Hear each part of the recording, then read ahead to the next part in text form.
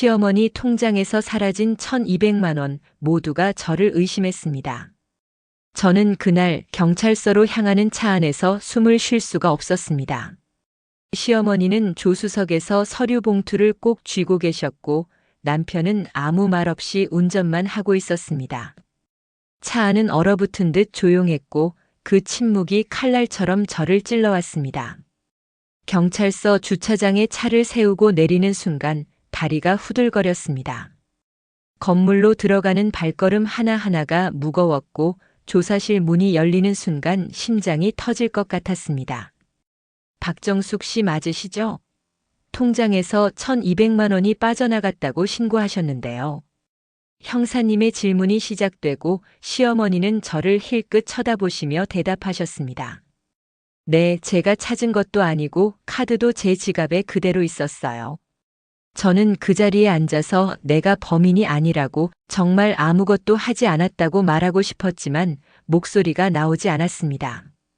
7억의 빚을 숨기고 있는 며느리, 공방이 망한 걸 숨기고 매일 거짓말을 하던 며느리, 그런 내가 무슨 말을 해도 믿어줄 사람이 있을까요? 형사님이 ATM CCTV 영상을 틀었고 화면 속에서 누군가 카드를 넣고 돈을 찾는 모습이 보였을 때 저는 그제야 숨을 쉴 수 있었습니다. 그 사람은 내가 아니었습니다. 나는 하루에도 몇 번씩 번호를 차단합니다. 아침에 눈을 뜨면 가장 먼저 휴대폰을 확인하고 밤에 잠들기 전에도 마지막으로 확인하는 게 문자함입니다. 독촉 문자는 어제보다 오늘이 더 많고 오늘보다 내일이 더 많을 겁니다. 김은정 씨, 오늘 중으로 연락 없으시면 법적 조치에 들어갑니다. 채무 불이행으로 인한 가압류 신청이 접수되었습니다. 최종 경고입니다. 오늘 오후 3시까지 입금 확인 부탁드립니다. 손가락이 떨리면서도 나는 하나하나 지워나갑니다. 하지만 지운다고 해서 빚이 사라지는 건 아니라는 걸 너무 잘 압니다. 7억. 그 숫자가 머릿속에서 하루 종일 맴돕니다. 한때는 잘 나가던 수공예 공방이었습니다. 손님들이 줄을 서서 기다리던 시절도 있었고 직원을 3명이나 둘 만큼 바쁘게 일했습니다. 그런데 임대료가 오르기 시작하면서 모든 게 무너졌습니다.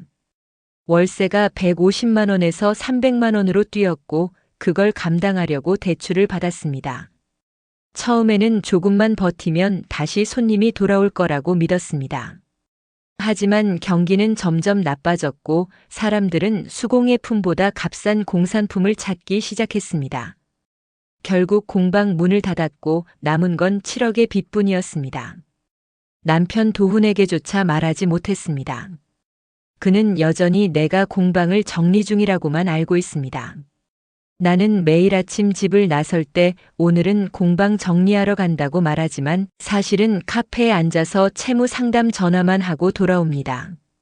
오늘도 현관문을 열고 들어서는데 시어머니 박정숙이 거실에 앉아 계십니다. 은정아, 어디 갔다 와? 네, 어머니. 공방 정리하느라 좀 늦었어요. 시어머니는 나를 한참 바라보시더니 고개를 끄덕이십니다. 하지만 그 눈빛이 예전과 다릅니다. 뭔가 의심하는 듯한, 나를 시험하는 듯한 느낌이 들어서 마음이 불편합니다. 요즘 피곤해 보이는데 괜찮아? 네, 괜찮습니다. 조금 바빠서 그래요. 나는 억지로 웃으며 방으로 들어갑니다. 문을 닫고 나서야 한숨을 깊게 내쉽니다. 휴대폰이 다시 울립니다. 모르는 번호입니다. 받아야 할지 말아야 할지 고민하다가 결국 전원을 꺼버립니다. 하지만 공포는 줄지 않습니다. 집 안에 있어도 문을 잠가도 전화를 꺼도 두려움은 사라지지 않습니다. 언젠가는 들킬 겁니다. 언젠가는 모든 게 무너질 겁니다. 그 순간이 내일일지 다음 주일지 다음 달일지 알 수 없지만 분명히 올 겁니다. 나는 침대에 앉아서 떨리는 손으로 휴대폰을 다시 켭니다. 그리고 차단 목록에 또 하나의 번호를 추가합니다. 시어머니의 눈빛이 이상하게 날 쫓기 시작한 건 그 일이 있고 나서부터입니다. 어느 날 저녁 거실에서 시어머니가 통장을 펼쳐놓고 계산기를 두드리고 계셨습니다. 이상하네, 이상해. 중얼거리는 목소리가 들려서 나는 부엌에서 설거지하던 손을 멈췄습니다. 어머니, 무슨 일 있으세요? 시어머니는 고개를 들지 않고 통장만 계속 들여다보셨습니다. 은정아, 너 혹시 내 통장 본 적 있니? 갑작스러운 질문에 가슴이 철렁 내려앉았습니다. 아니요, 어머니. 왜요? 아니, 그냥 돈이 좀 이상하게 빠져나간 것 같아서. 시어머니는 여전히 나를 보지 않으셨지만 그 말투에는 뭔가 확인하려는 의도가 숨어 있었습니다. 얼마나 빠져나갔는데요? 1200만 원. 숫자를 듣는 순간 숨이 막혔습니다. 1200만 원이라니 적은 금액이 아닙니다. 그게 언제요? 지난달 20엿새. 내가 은행도 안 갔는데 돈이 나갔어. 시어머니는 그제야 고개를 들어 나를 똑바로 쳐다보셨습니다. 그 눈빛 속에는 의심과 불안이 뒤섞여 있었습니다. 혹시 ATM에서 찾으신 건 아니에요? 아니야. 나는 그날 집에만 있었어. 어디도 안 갔다고. 시어머니의 목소리가 점점 날카로워졌습니다. 그럼 카드를 잃어버리신 건 아니고요? 카드는 여기 내 지갑에 그대로 있어. 확인했어. 나는 어떻게 대답해야 할지 몰라서 그저 서 있을 수밖에 없었습니다. 시어머니는 다시 통장을 내려다보시며 한숨을 쉬셨습니다. 이상한 일이야. 정말 이상해. 그날 밤 남편 도훈이 퇴근하자마자 시어머니가 그를 붙잡았습니다. 도훈아, 너 엄마 통장 좀 봐라. 돈이 이상하게 빠져나갔어. 도훈은 통장을 받아들고 내역을 살펴보더니 고개를 갸우뚱했습니다. 어머니, 이거 출금 기록이 맞네요. ATM에서 찾으신 거 아니에요? 아니라니까. 나는 그날 집에만 있었어. 그럼 카드가 복제됐을 수도 있고. 도훈은 침착하게 상황을 분석하려고 했지만 시어머니는 계속 불안해하셨습니다. 아니야. 뭔가 이상해. 누가 내 돈을 건드린 것 같아. 그 말을 듣는 순간 시어머니의 시선이 슬쩍 나를 향하는 걸 느꼈습니다. 짧은 순간이었지만 분명히 느껴졌습니다. 나는 아무 말도 하지 못하고 방으로 들어왔습니다. 침대에 앉아서 생각합니다. 시어머니가 나를 의심하는 걸까? 설마 내가 그 돈을 가져갔다고 생각하는 걸까? 하지만 나는 시어머니 통장에 손댄 적이 한 번도 없습니다. 비밀번호조차 모릅니다. 그런데 왜 이렇게 가슴이 두근거리고 불안한 걸까요? 아마도 내가 지금 7억의 빚을 숨기고 있기 때문일 겁니다. 숨기는 게 많아지면 아무것도 안 해도 의심받는 것처럼 느껴집니다. 다음 날 아침 시어머니는 나를 보는 눈빛이 더 차가워졌습니다. 은정아, 요즘 돈 쓸 일 많니? 아니요, 어머니. 별로 없어요. 그래? 공방 정리하느라 비용 많이 들지 않아? 아, 네, 조금은 들어요. 얼마나? 질문이 점점 날카로워집니다. 그냥 정리 비용이요. 많지는 않아요. 시어머니는 더 이상 묻지 않으셨지만 그 침묵이 오히려 더 무거웠습니다. 나는 식탁을 정리하며 손이 떨리는 걸 느꼈습니다. 이제 집 안에서조차 숨쉬기가 힘들어졌습니다. 시어머니의 의심 어린 눈빛이 하루 종일 나를 따라다닙니다. 나는 아무것도 하지 않았는데 왜 이렇게 죄인처럼 느껴지는 걸까요? 차마 그에게 이 모든 걸 말할 용기가 없었습니다. 도훈은 여전히 내가 공방을 정리하는 중이라고만 알고 있습니다. 사실 공방은 이미 석 달 전에 문을 닫았습니다. 간판을 내리고 남은 재료들을 정리하고 임대인에게 보증금도 다 날린 채 떠났습니다. 하지만 그 사실을 남편에게 말하지 못했습니다. 말하면 빈 이야기를 해야 하고 빈 이야기를 하면 모든 게 무너질 것 같았습니다. 공방을 시작한 건 10년 전이었습니다. 손재주가 좋다는 말을 듣고 자신감이 생겨서 작은 가게를 열었습니다. 처음에는 작았지만 입소문이 나면서 손님이 늘어났고 매출도 좋아졌습니다. 도훈도 기뻐하며 당신이 하고 싶은 거 다 해봐라고 응원해줬습니다. 그래서 더 큰 곳으로 이전했고 직원도 뽑고 재료도 더 좋은 걸로 쓰기 시작했습니다. 그런데 문제는 그때부터 시작됐습니다. 임대료가 한 달에 150만 원에서 300만 원으로 올랐습니다. 건물주가 갑자기 재계약 조건을 바꾸면서 선택의 여지가 없었습니다. 조금만 버티면 괜찮아질 거야. 나는 그렇게 믿었습니다. 그래서 은행 대출을 받았고 카드론도 받았고 지인에게도 돈을 빌렸습니다. 하지만 경기는 나아지지 않았습니다. 사람들은 점점 수공예품 대신 값싼 제품을 찾기 시작했고 손님은 하루가 다르게 줄어들었습니다. 직원들에게 월급을 주려고 내 카드를 긁었고 재료비를 내려고 또 대출을 받았습니다. 그렇게 1년이 지나자 빚은 2억이 됐고 2년이 지나자 5억이 됐습니다. 그리고 작년 말 마침내 7억까지 불어났습니다. 더 이상 버틸 수 없었습니다. 공방 문을 닫는 날 나는 혼자 그 안에 앉아서 한참을 울었습니다. 10년 동안 쌓아온 모든 것이 무너지는 순간이었습니다. 하지만 집에 돌아와서는 아무렇지 않은 척했습니다. 오늘도 공방 정리하느라 좀 늦었어. 도훈은 고생했어라고 말하며 내 어깨를 토닥여줬습니다. 그 순간 눈물이 날 것 같았지만 꾹 참았습니다. 지금도 매일 아침 집을 나가면 공방에 가는 척합니다. 하지만 실제로는 카페에 앉아서 채무 상담 전화를 하거나 대출 상환 계획을 짜거나 그냥 멍하니 시간을 보냅니다. 도훈에게 전화가 오면 지금 공방이라 좀 시끄러워라고 둘러댑니다. 거짓말이 거짓말을 낳고 숨기는 게 점점 더 많아집니다.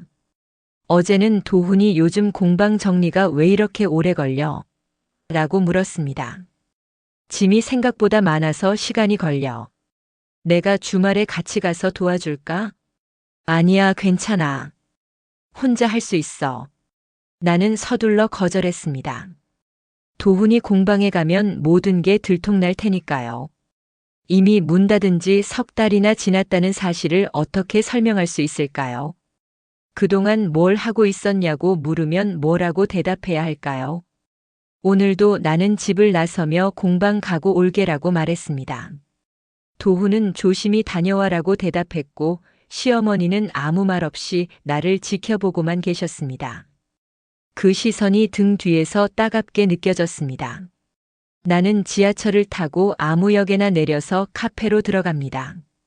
커피 한 잔을 시키고 구석 자리에 앉아서 휴대폰을 꺼냅니다.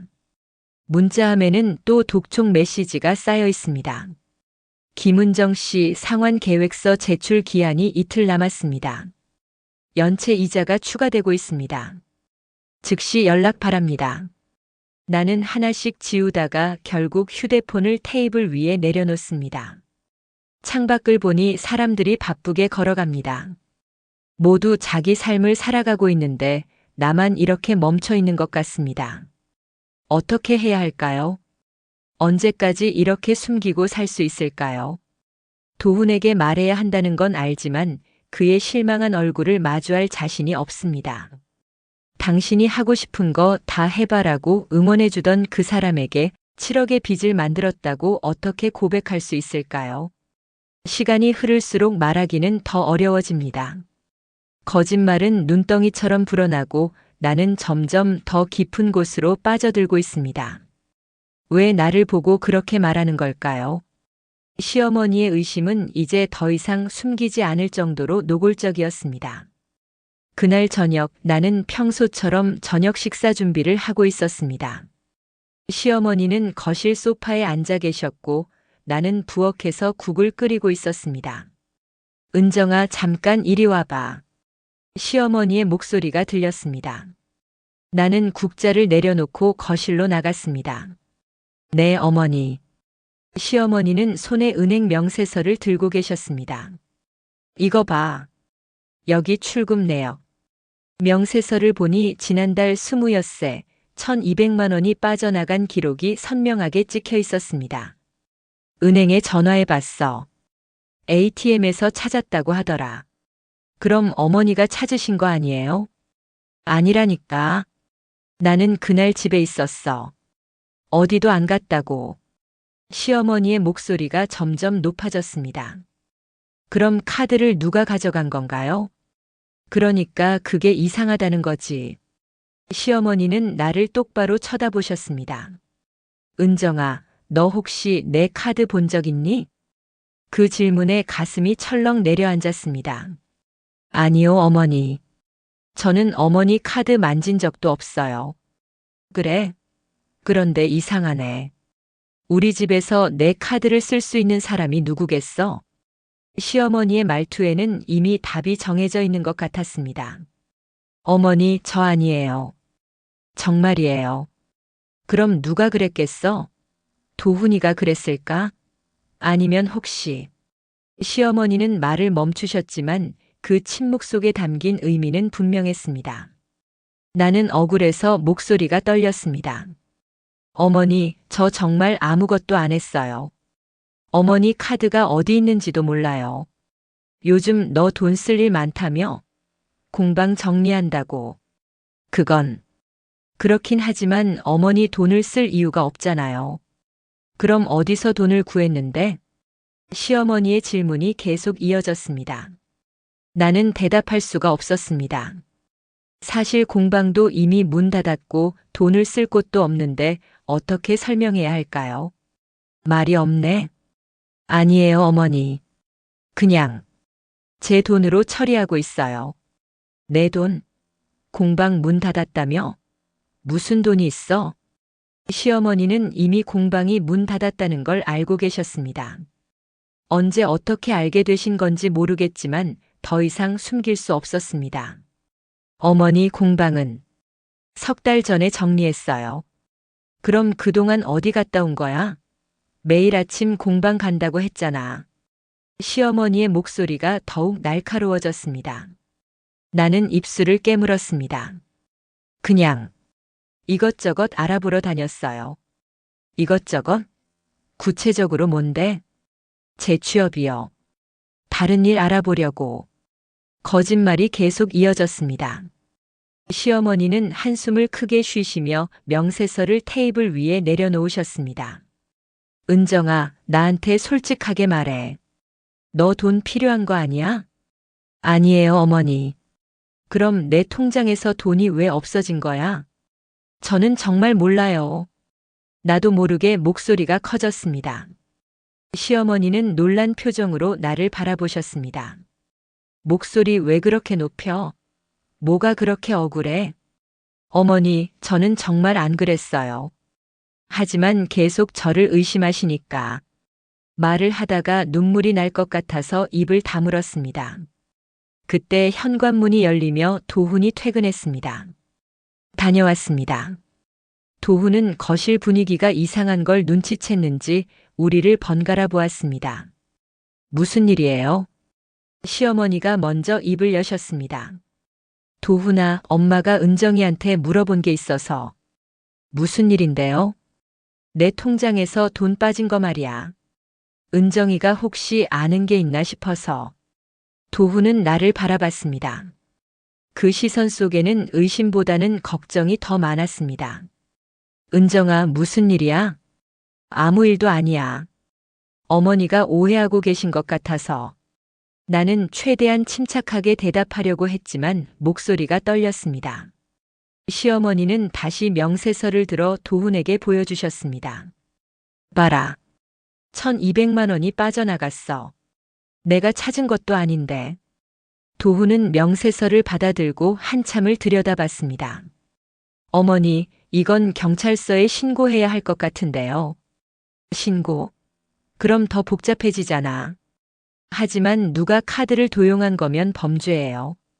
신고 안 하면 돈 찾기도 어렵고. 도훈의 말에 시어머니는 잠시 망설이셨습니다. 그래야 하나. 네, 일단 은행에 다시 연락해서 CCTV 영상 확인해 달라고 하세요. 나는 그 자리에 서서 두 사람의 대화를 듣고만 있었습니다. CCTV 영상을 확인하면 내가 아니라는 게 증명될 겁니다. 하지만 왜 이렇게 불안한 걸까요? 시어머니의 의심 어린 눈빛이 여전히 나를 향하고 있기 때문입니다. 그날 밤 나는 잠을 이룰 수 없었습니다. 천장을 바라보며 생각했습니다. 나는 정말 아무것도 하지 않았습니다. 하지만 이제 집 앞 모든 사람이 나를 의심하고 있습니다. 이제 집도 안전하지 않았습니다. 그날 오후 나는 집 근처 마트에서 장을 보고 있었습니다. 카트에 필요한 것들을 담으면서 평소처럼 물건을 고르고 있었는데 누군가 내 어깨를 툭 쳤습니다. 김은정 씨 맞죠? 뒤를 돌아보니 낯선 남자 2명이 서 있었습니다. 한 명은 검은색 점퍼를 입고 있었고 다른 한 명은 회색 모자를 눌러쓰고 있었습니다. 누구세요? 아, 우리요? 은정 씨 잘 알죠? 채무 관련해서 나온 사람들인데. 심장이 쿵 하고 내려앉았습니다. 주변을 둘러보니 마트 안에 사람들이 많았습니다. 여기서 무슨 말씀을? 아, 여기서 얘기하기 불편하시면 밖에 나가서 할까요? 검은 점퍼를 입은 남자가 웃으며 말했지만 그 미소는 전혀 친절하지 않았습니다. 아니요, 저 바빠서요. 다음에. 바쁘시겠죠. 근데 우리도 바빠요. 7억이 적은 돈도 아니고 7억이라는 숫자를 큰 소리로 말하는 바람에 주변 사람들이 힐끗힐끗 쳐다봤습니다.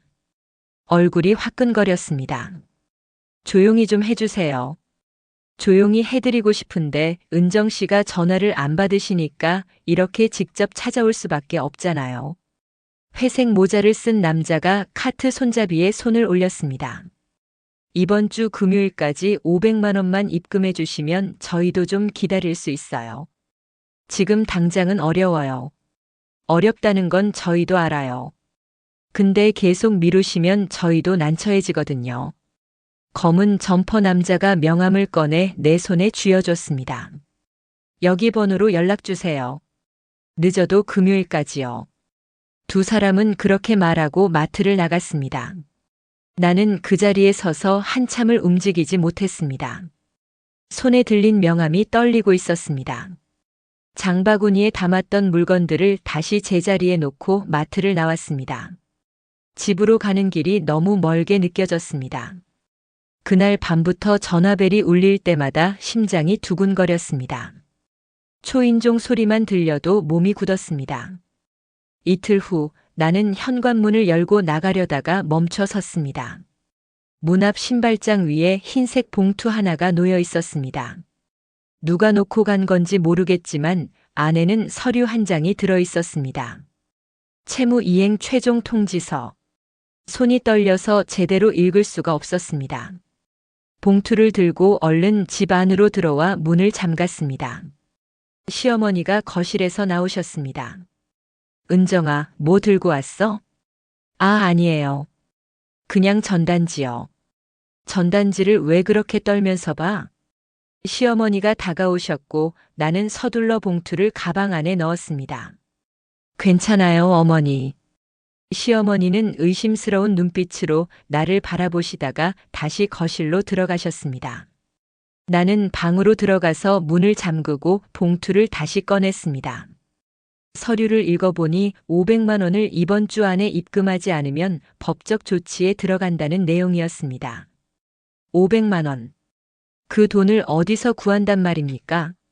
통장에는 30만 원밖에 없고 카드는 이미 한도가 꽉 찼습니다. 머리가 지끈거렸습니다. 다음 날 나는 집을 나서려다가 또 멈춰 섰습니다. 아파트 주차장 입구에 검은색 차 한 대가 서 있었고 그 안에 누군가 앉아 있는 게 보였습니다. 마트에서 봤던 검은 점퍼 남자였습니다. 나와 눈이 마주치자 그는 창문을 내리고 손을 흔들었습니다. 나는 다시 집으로 돌아왔습니다. 현관문을 열고 들어서는데 심장이 터질 것 같았습니다. 왜 다시 들어와? 시어머니가 물으셨습니다. 아, 깜빡한 게 있어서요. 너 요즘 정말 이상해. 뭔가 숨기는 거 있지? 시어머니의 목소리가 날카로웠습니다. 아니에요, 어머니. 아니긴 뭐가 아니야. 보면 알아. 너 요즘 행동이 수상해. 나는 대답할 수가 없었습니다. 방으로 들어와서 창문 사이로 밖을 내다봤습니다. 검은색 차는 여전히 주차장 입구에 서 있었습니다. 그들은 내가 나올 때까지 기다릴 작정인 것 같았습니다. 휴대폰이 울렸습니다. 모르는 번호였습니다. 받지 않으려다가 결국 통화 버튼을 눌렀습니다. 여보세요. 김은정 씨, 저희 차 보이시죠? 검은 점퍼 남자의 목소리였습니다. 왜 이러세요? 집까지 찾아오시면. 저희도 이러고 싶지 않아요. 근데 은정 씨가 피하시니까 어쩔 수 없잖아요. 금요일까지 시간 주신다고 하셨잖아요. 맞아요. 그래서 확인차 들른 거예요. 금요일까지 꼭 입금해 주세요. 안 그러면 저희도 다른 방법을 써야 하거든요. 다른 방법이요? 가족들한테도 알려야죠. 남편분도 계시고 어머님도 계시잖아요. 그 말에 온몸이 얼어붙었습니다. 그러지 마세요. 제발요. 그럼 약속 지켜주세요. 금요일 500만 원. 전화가 끊겼습니다. 나는 침대에 주저앉았습니다. 창밖을 보니 검은색 차가 천천히 움직이며 아파트를 빠져나가고 있었습니다. 하지만 그들이 떠났다고 해서 안심할 수 없었습니다. 언제든 다시 나타날 수 있습니다. 이제 집도 마트도 길 위도 안전하지 않습니다. 어디를 가도 그들의 눈이 나를 지켜보고 있는 것 같습니다. 금요일까지 이틀 남았습니다. 500만 원을 구할 방법이 없습니다. 설마 진짜로 날 신고하려는 걸까요? 그날 아침 나는 부엌에서 아침 준비를 하고 있었습니다. 시어머니는 거실 소파에 앉아서 무언가를 적고 계셨습니다. 어머니, 아침 드세요. 응, 알았어. 하지만 시어머니는 일어나지 않으셨습니다. 계속 종이에 무언가를 쓰고 있었습니다. 나는 식탁을 정리하다가 슬쩍 거실 쪽을 바라봤습니다. 시어머니 앞에는 통장, 은행 명세서, 그리고 메모지 몇 장이 놓여 있었습니다. 어머니, 무슨 정리하세요? 응, 그냥. 은행 가려고. 은행이요? 무슨 일 있으세요? 시어머니는 고개를 들어 나를 바라보셨습니다. 은정아, 나 오늘 경찰서 갈 거야. 그 말에 손에 들고 있던 그릇이 떨어질 뻔했습니다. 경찰서요? 왜요? 내 통장에서 돈 빠진 거 신고하려고. 어머니, 그건 도훈이도 신고하라고 했잖아. CCTV 확인하고 제대로 조사받아야 한다고. 시어머니의 목소리는 단호했습니다. 하지만 혹시 오해일 수도 있잖아요. 오해? 1200만 원이 그냥 사라졌는데 오해라고. 시어머니가 목소리를 높이셨습니다. 은행에서도 이상하다고 했어. 내가 직접 찾은 게 아니라면 신고해야 한다고. 나는 어떻게 말해야 할지 몰라서 그냥 서 있었습니다. 어머니, 경찰서 가시면 복잡해질 수도 있어요. 복잡해도 어쩔 수 없지. 내 돈인데. 시어머니는 다시 서류를 정리하기 시작하셨습니다. 일단 은행에서 거래 내역 상세하게 뽑아가지고 카드 사용 내역도 다 확인하고. 중얼거리시는 목소리가 들렸습니다. 나는 부엌으로 돌아왔지만 아무것도 할 수가 없었습니다. 손이 떨려서 물도 제대로 마실 수 없었습니다. 경찰서에 신고하면 조사가 시작될 겁니다. 그러면 내 통장 기록도 다 확인하게 될 텐데 7억의 빚이 들통나면 어떡하죠? 시어머니는 더욱 확신하게 될 겁니다. 봐라, 내가 그랬구나라고 말씀하실 겁니다. 오후에 도훈이 점심시간에 잠깐 집에 들렀습니다. 어머니, 오늘 은행 가신다고요? 응, 가려고. 너도 같이 갈래? 제가 시간이 안 되는데.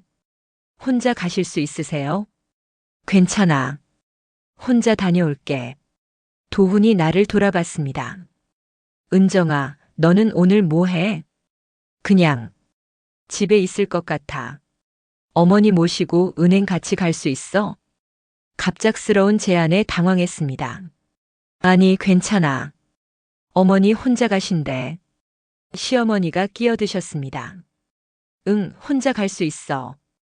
은정이는 집에 있어. 도훈은 고개를 끄덕이고 다시 회사로 돌아갔습니다. 시어머니는 점심도 드시지 않고 서둘러 준비하셨습니다. 외출복으로 갈아입으시고 가방에 서류들을 챙기셨습니다. 나 다녀올게. 네, 조심히 다녀오세요. 현관문이 닫히는 소리가 들렸습니다. 나는 그 자리에 주저앉았습니다. 이제 정말 끝인 것 같습니다. 경찰 조사가 시작되면 모든 게 드러날 겁니다. 시어머니 통장에서 돈이 빠진 건 내가 아닌데 내 빚 때문에 오히려 더 의심받을 겁니다. 휴대폰을 꺼내 통장 잔고를 확인했습니다. 30만 원. 금요일까지 500만 원을 내야 하는데 방법이 없습니다. 문득 공방 시절 함께 일했던 직원들이 떠올랐습니다. 미래, 수진, 영희. 3명 다 공방이 문 닫으면서 연락이 끊겼습니다. 특히 미래는 마지막 달 월급도 제대로 못 받고 나갔습니다. 그때 미안하다고 말도 못하고 헤어졌습니다. 갑자기 그때 일이 떠올랐습니다. 미래가 사무실에 혼자 남아있던 날, 나는 공방 안쪽에서 재료 정리를 하고 있었고 미래는 책상에서 서류 정리를 하고 있었습니다. 그런데 그날 미래가 무언가를 복사하는 소리가 들렸습니다. 미래야, 뭐 복사해? 아, 그냥 계약서 정리하는 거예요. 당시에는 대수롭지 않게 넘겼습니다. 하지만 지금 생각해보니 이상합니다. 왜 계약서를 복사했을까요? 그리고 그 계약서에는 내 개인정보가 들어있었습니다. 주민등록번호, 통장 계좌, 주소. 혹시 미래가? 아니, 설마 그럴 리가 없습니다. 하지만 머릿속에서 의심이 떠나지 않습니다. 시간이 흘러서 저녁이 됐습니다. 시어머니가 돌아오셨습니다. 표정이 심각했습니다. 어머니, 어떻게 됐어요? 은행에서 상세 내역 다 뽑아왔어. 내일 경찰서 가기로 했어. 내일이요? 응. 오전 10시에 예약했어. 시어머니는 가방을 내려놓으시며 한숨을 쉬셨습니다. 경찰에서 뭐라고 하던데 금융범죄 가능성이 있다고. 금융범죄요? 응. 카드 복제나 개인정보 도용일 수도 있대. 그 말을 듣는 순간 가슴이 철렁했습니다. 개인정보 도용. 미래가 복사했던 서류. 혹시 정말로. 시어머니는 계속 말씀하셨습니다. 경찰에서 조사하면 범인이 누군지 금방 나올 거래. 요즘은 다 기록이 남으니까. 그러시겠네요. 은정아, 너도 내일 같이 갈래? 혹시 내 통장도 확인해 보는 게 좋을 것 같은데. 제 통장이요? 응. 혹시 몰라. 누가 내 정보도 쓸 수 있잖아. 시어머니의 말은 친절했지만 그 속에 담긴 의미는 달랐습니다. 나를 시험하는 겁니다. 내일 경찰서에 같이 가자는 건 내가 정말 결백한지 확인하겠다는 뜻입니다. 생각해 볼게요, 어머니. 나는 방으로 들어와 문을 닫았습니다. 내일이면 모든 게 끝날 것 같습니다. 경찰 조사가 시작되면 내 빚도 다 드러나고 가족들은 충격을 받을 겁니다. 설사 시어머니 통장건이 내가 아니라는 게 밝혀져도 7억의 빚을 숨긴 건 어떻게 설명하죠? 침대에 누워 천장을 바라봤습니다. 내일 오전 10시. 그 시간이 다가올수록 숨이 막힙니다. 그때 왜 그 서류를 가져갔던 걸까요? 잠을 이룰 수 없어서 나는 새벽 2시에 일어났습니다. 침대에 누워 있어도 머릿속이 복잡하기만 했습니다. 내일 오전 10시면 경찰서에 가야 합니다. 그 전에 뭐라도 해야 할 것 같은데 방법이 떠오르지 않았습니다. 문득 창고에 쌓아둔 공방 서류들이 생각났습니다. 공방 문을 닫을 때 급하게 정리하느라 중요한 서류들을 상자에 담아 집으로 가져왔습니다. 혹시 그 안에 뭔가 단서가 있을지도 모른다는 생각이 들었습니다. 나는 조용히 방문을 열고 복도로 나갔습니다. 시어머니와 도훈은 모두 깊은 잠에 빠져 있었습니다. 작은 창고 문을 열고 안으로 들어갔습니다.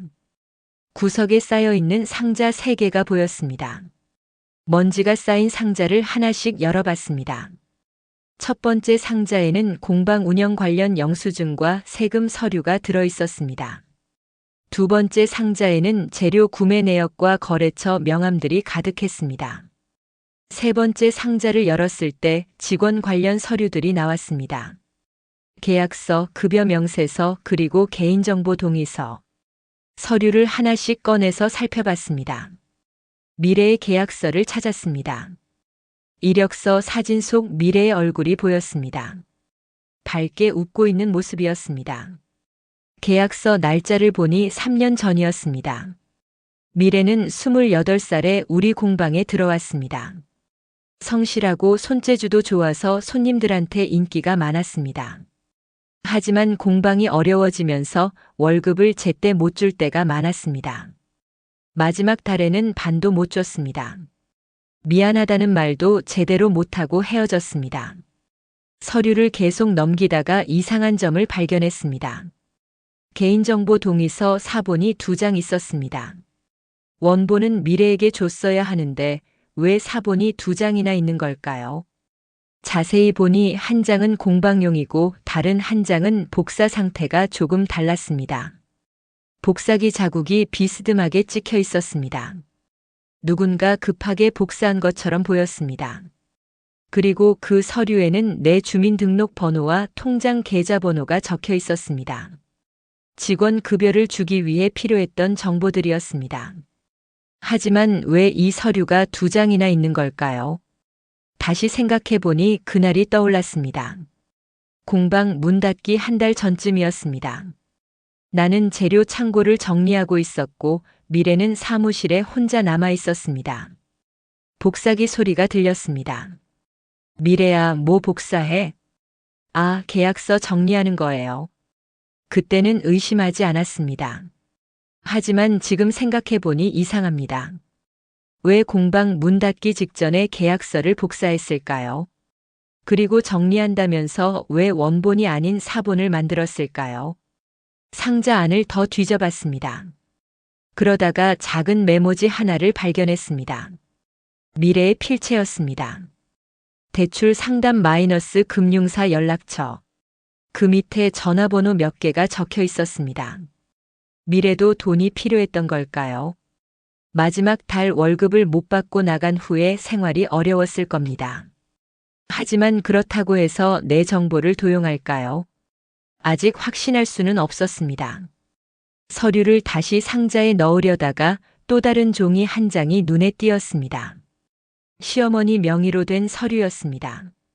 공방 보증금 계약서였습니다. 처음 공방을 시작할 때 시어머니께서 보증인을 서주셨습니다. 그 계약서에도 시어머니의 주민등록번호와 연락처가 적혀 있었습니다. 갑자기 소름이 돋았습니다. 만약 미래가 이 서류들을 복사했다면 시어머니 정보도 가지고 있을 수 있습니다. 시어머니 통장에서 돈이 빠진 것도 미래의 짓일까요? 하지만 어떻게 시어머니 카드를 쓸 수 있었을까요? 카드를 복제한 걸까요? 머릿속이 복잡했습니다. 조각들이 맞춰지는 것 같으면서도 확실하지 않았습니다. 창고 문을 열고 나오려는데 불이 켜졌습니다. 시어머니가 복도에 서 계셨습니다. 은정아, 뭐해? 아, 어머니. 잠이 안 와서 그냥. 새벽에 창고에서 뭘 찾아? 시어머니의 목소리가 차갑게 느껴졌습니다.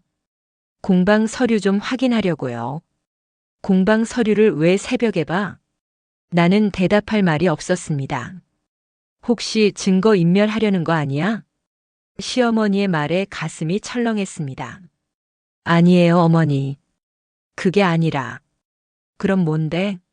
새벽에 몰래 창고 뒤지는 게.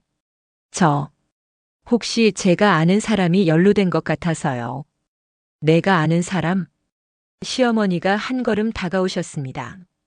누군데? 공방에서 같이 일했던 직원이요. 서미래라고. 그 사람이 내 통장에서 돈 뺀 거야? 확실하진 않지만 서류를 보니까 그럴 가능성이 있어요. 시어머니는 내 손에 들린 서류를 가져가셨습니다. 이게 뭔데? 개인정보 동의서인데 복사본이 2장 있어요. 그리고 여기 어머니 보증인 서류도. 시어머니는 서류를 보시더니 표정이 굳어지셨습니다. 이게 정말이야? 확인해 봐야 알 수 있을 것 같아요. 내일 경찰서 가시면 이것도 같이 가져가세요. 시어머니는 한참 동안 서류를 들여다보셨습니다. 그럼 너는 정말 안 한 거야? 네, 어머니. 저는 진짜 아니에요. 시어머니는 한숨을 쉬시며 서류를 내려놓으셨습니다. 내일 경찰한테 다 얘기해 봐야겠다. 네, 어머니. 나는 창고 문을 닫고 방으로 돌아왔습니다. 이제 조금 희망이 보이는 것 같았습니다. 미래가 정말 범인이라면 내 누명을 벗을 수 있을 겁니다. 하지만 동시에 미안한 마음도 들었습니다. 미래도 어쩔 수 없는 상황이었을지도 모릅니다. 숨이 턱 막혔습니다. 아침 9시 우리는 경찰서로 향했습니다. 시어머니, 도훈, 그리고 나 3사람이 함께 차를 타고 갔습니다. 차 안은 조용했습니다. 아무도 말을 하지 않았고 창밖만 바라봤습니다. 도훈은 운전하면서 가끔 백미러로 나를 쳐다봤습니다. 시어머니는 손에 서류 봉투를 꼭 쥐고 계셨습니다. 어젯밤 창고에서 찾은 서류들이 그 안에 들어 있었습니다. 경찰서 주차장에 차를 세우고 내렸습니다. 건물로 들어가는 발걸음이 무거웠습니다. 민원실로 안내받아 들어갔고 담당 형사님이 우리를 맞이했습니다. 안녕하세요. 박정숙 씨 맞으시죠? 네, 그렇습니다. 네, 어제 전화로 말씀하신 금융 사기 건으로 오셨다고 들었습니다. 네, 제 통장에서 1,200만 원이 빠져나갔어요. 형사님은 우리를 조사실로 안내했습니다. 작은 방 안에는 책상과 의자 몇 개가 놓여 있었습니다. 일단 앉으시고 차근차근 말씀해 주세요. 시어머니가 먼저 사건 경위를 설명하셨습니다. 지난달 20엿새에 제 통장에서 1,200만 원이 빠져나갔어요. 저는 그날 집에 있었고 은행도 안 갔습니다. 카드는 어디 있었습니까? 제 지갑에 그대로 있었어요. 분실한 적도 없고요. 형사님은 메모를 하면서 계속 질문했습니다. ATM에서 출금됐다고 하셨죠? 네, 은행에서 확인해 봤더니 ATM 기록이 남아있다고 했어요. 어느 지점입니까? 강남구 역삼동 지점이요. 형사님이 컴퓨터를 켜고 뭔가를 검색하기 시작했습니다. 역삼동이면 여기서 꽤 먼 곳인데 혹시 그날 그쪽 가신 적 없으세요? 없어요. 집에만 있었다니까요. 시어머니의 목소리가 답답해 보였습니다. 형사님은 시어머니께 서류 제출을 요청했습니다. 일단 은행 거래 내역서와 신분증 주시겠습니까? 시어머니가 봉투에서 서류들을 꺼내 건네주셨습니다. 형사님은 서류를 꼼꼼히 살펴봤습니다. 이건 분명히 카드 도용이나 개인정보 유출 가능성이 높아 보이네요. 그리고 우리 쪽을 바라봤습니다. 혹시 최근에 개인정보가 유출될 만한 일이 있었습니까? 피싱 문자나 이상한 전화 같은 거요. 시어머니가 고개를 저었습니다. 아니요, 그런 건 없었어요. 나는 조용히 앉아 있다가 입을 열었습니다. 저기요, 형사님. 네, 말씀하세요. 혹시 제가 알고 있는 정보가 도움이 될까 해서요. 형사님이 나를 주목했습니다. 어떤 정보인데요? 나는 가방에서 어젯밤 창고에서 찾은 서류를 꺼냈습니다.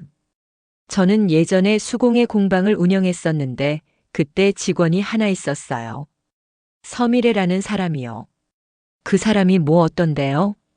공방 문 닫기 전에 이 사람이 개인정보 서류를 복사한 적이 있어요. 그게 이상해서 확인해 봤더니 나는 서류를 형사님께 건네줬습니다. 여기 제 주민등록번호하고 통장 계좌가 적혀 있고 시어머니 정보도 들어 있어요. 보증인 서류였거든요. 형사님이 서류를 받아보더니 표정이 진지해졌습니다. 이게 언제 복사된 겁니까? 공방 문 닫기 1달 전쯤이요. 정확하게는 석 달 반 전입니다. 그럼 이 서미래라는 사람 연락처 아십니까? 전화번호는 알고 있어요. 나는 휴대폰을 꺼내서 미래의 번호를 보여줬습니다. 형사님이 번호를 받아 적었습니다.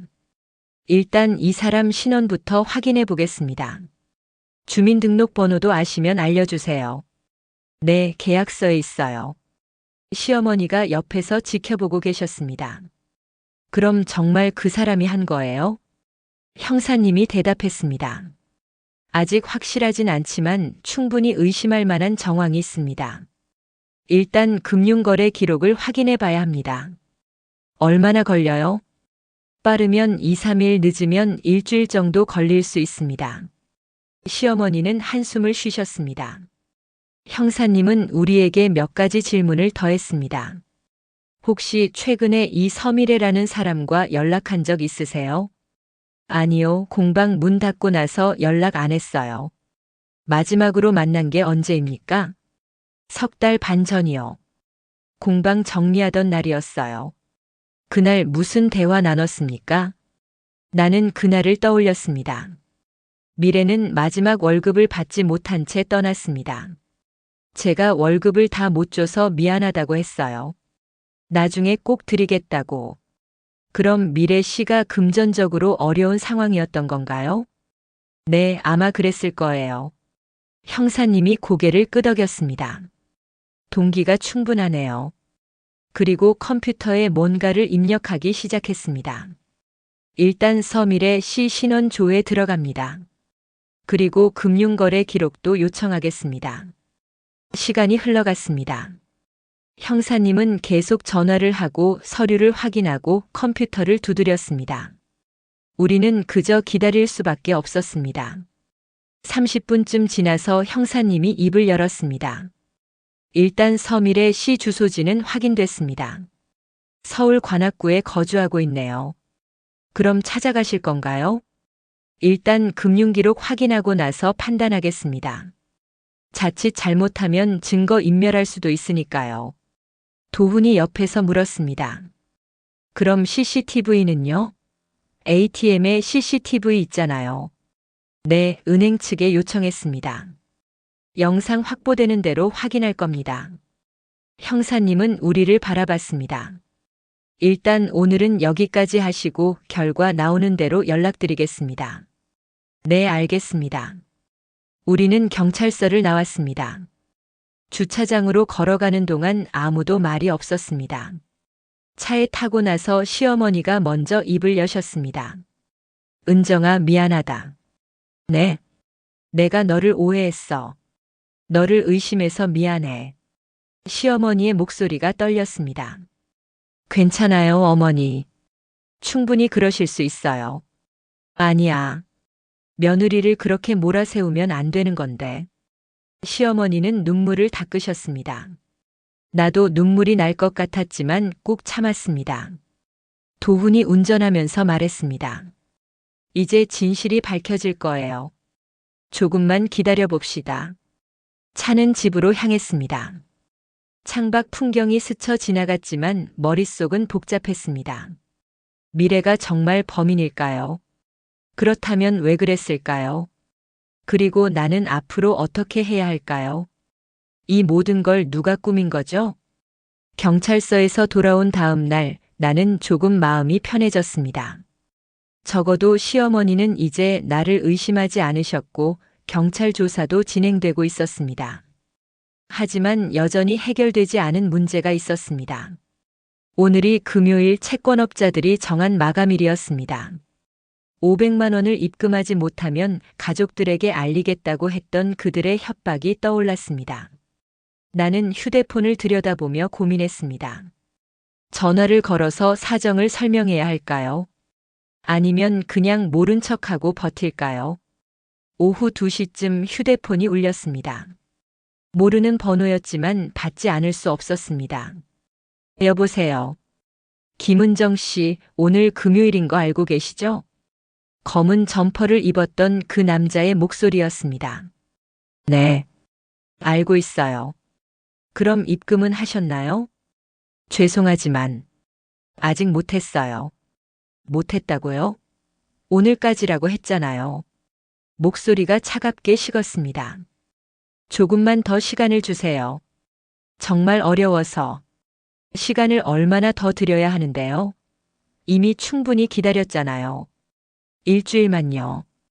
일주일만 더 주시면 꼭. 일주일? 그동안에도 이자는 계속 불어나는데요. 나는 눈을 감았습니다.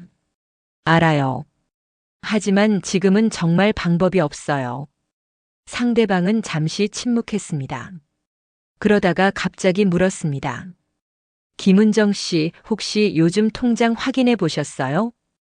통장이요? 네, 며칠 전에 입금된 돈 있잖아요. 나는 당황했습니다. 무슨 말씀이세요? 아, 모르세요? 은정 씨 계좌로 200만 원 들어왔던데요. 200만 원이요? 저는 그런 거 받은 적 없어요. 이상하네요. 분명히 입금 기록이 있는데. 나는 급히 휴대폰 뱅킹 앱을 열었습니다. 계좌 내역을 확인해 봤는데 정말로 사흘 전에 200만 원이 입금돼 있었습니다. 입금자는 서미래였습니다. 심장이 쿵 하고 내려앉았습니다. 지금 확인했어요. 서미래라는 사람이 입금했네요. 서미래요? 그게 누군데요? 예전에 제 공방에서 일했던 직원이에요. 아, 그래요? 그럼 그 친구가 은정 씨 빚 갚아준 건가요? 상대방의 말투가 이상했습니다. 뭔가 알고 있는 듯한 느낌이었습니다. 혹시 미래라는 사람 아세요? 저요? 모르는데요. 근데 신기하네요. 갑자기 200만 원이 들어왔다니. 이상해요. 미래가 왜 제 계좌에 돈을 보냈죠? 글쎄요. 그건 저도 모르겠는데 어쨌든 그 돈으로 일단 좀 갚으시죠. 잠깐만요. 이거 이상한데. 나는 생각이 복잡해졌습니다. 미래가 내 계좌에 돈을 넣었다고요? 그것도 채권업자가 그 사실을 알고 있다고요? 혹시 이 돈이 어디서 온 건지 아세요? 제가 어떻게 알아요? 은정 씨 통장인데. 아니, 분명히 뭔가 아시는 것 같은데요. 상대방이 짧게 웃었습니다. 김은정 씨, 우리는 그냥 돈만 받으면 돼요. 그 돈이 어디서 왔는지는 관심 없어요. 하지만, 어쨌든 이번 주 안으로 200만 원 입금하세요. 그럼 조금 더 기다려 드릴게요. 전화가 끊겼습니다. 나는 휴대폰을 내려놓고 통장 내역을 다시 봤습니다. 사흘 전 오후 3시 23분에 200만 원이 입금됐습니다. 입금자는 분명히 서미래였습니다. 왜 미래가 내 계좌에 돈을 넣은 걸까요? 그리고 채권업자는 어떻게 그 사실을 알고 있는 걸까요? 갑자기 소름이 돋았습니다. 혹시 미래와 채권업자가 연결돼 있는 걸까요? 아니면 미래가 나를 대신해서 돈을 빌린 건가요? 머릿속이 복잡했습니다. 나는 시어머니를 찾아 거실로 나갔습니다. 어머니, 왜 그래? 혹시 경찰서에서 연락 왔어요? 아니, 아직 없어. 2, 3일 걸린다고 했잖아. 그런데 이상한 일이 생겼어요. 나는 시어머니께 통장 내역을 보여드렸습니다. 여기 봐요. 서미래라는 사람이 제 계좌에 200만 원을 넣었어요. 시어머니가 휴대폰 화면을 보셨습니다. 정말 이상하네. 왜 그 사람이 너한테 돈을 보냈지? 저도 모르겠어요. 게다가 채권업자들도 이 사실을 알고 있었어요. 채권업자들이? 시어머니의 표정이 굳어졌습니다. 어떻게 그 사람들이 내 통장 입금 내역을 알아? 그러니까요. 너무 이상해요. 시어머니는 잠시 생각에 잠기셨습니다. 혹시 이 서미래라는 사람이 내 명의로 돈을 빌린 건 아닐까? 명의 도용이요? 그럴 수도 있잖아. 내 개인정보를 가지고 있었다며? 나는 그제야 상황이 이해되기 시작했습니다. 미래가 내 개인정보로 대출을 받았고 그 돈을 자기가 쓴 후에 일부를 내 계좌에 넣어서 흔적을 만든 건가요? 어머니, 지금 당장 경찰서에 전화해야 할 것 같아요. 그래, 얼른 전화해. 나는 어제 받은 형사님 명함을 꺼내서 전화를 걸었습니다. 여보세요, 형사님. 저 어제 신고했던 김은정인데요. 네, 무슨 일이세요? 급하게 말씀드릴 게 있어요. 제 통장에 서미래라는 사람이 돈을 입금했어요. 서미래요? 그 직원 말씀하시는 거죠? 네, 맞아요. 사흘 전에 200만 원이 입금됐는데 이게 좀 이상해요. 나는 채권업자와의 통화 내용도 설명했습니다. 형사님은 진지하게 들었습니다.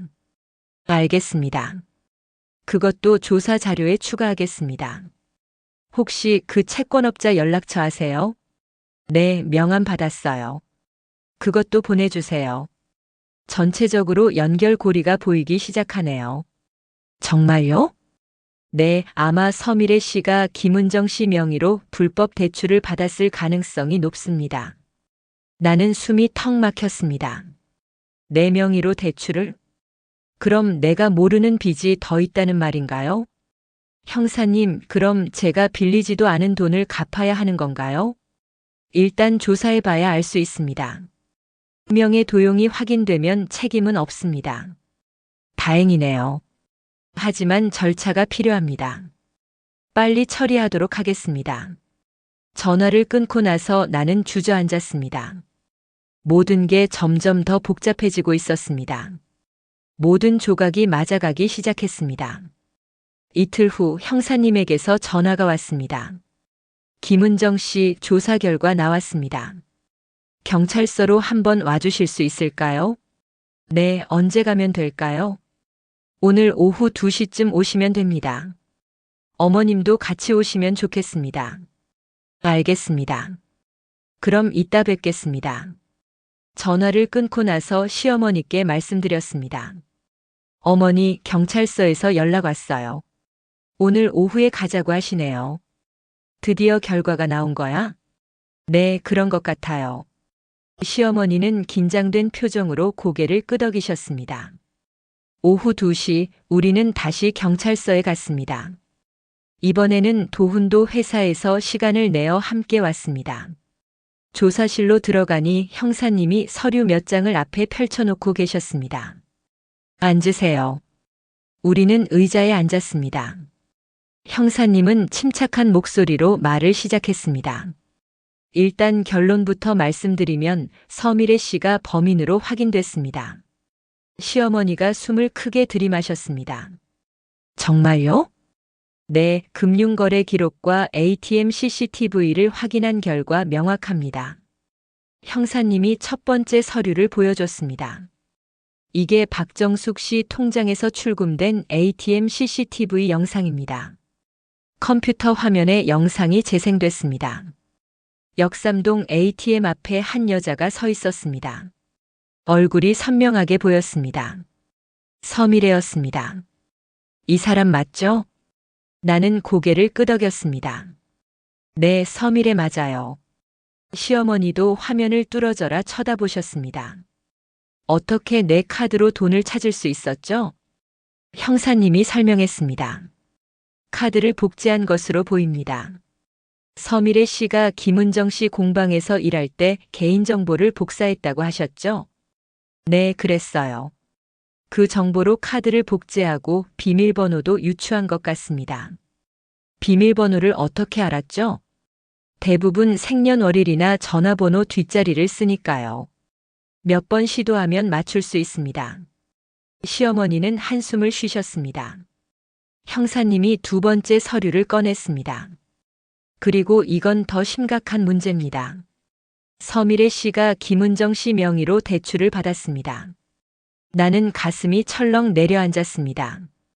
얼마나요? 총 3,500만 원입니다. 3,500만 원이요? 목소리가 떨렸습니다. 네, 2년 전부터 조금씩 받았습니다. 여러 대부업체에서 소액으로 나눠서요. 형사님은 서류를 넘겨가며 하나씩 보여줬습니다.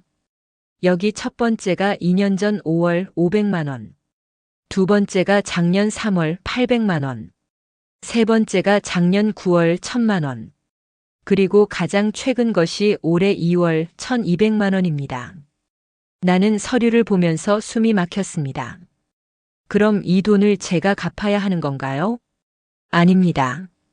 명의 도용이 확인됐으니 책임은 서미래 씨에게 있습니다.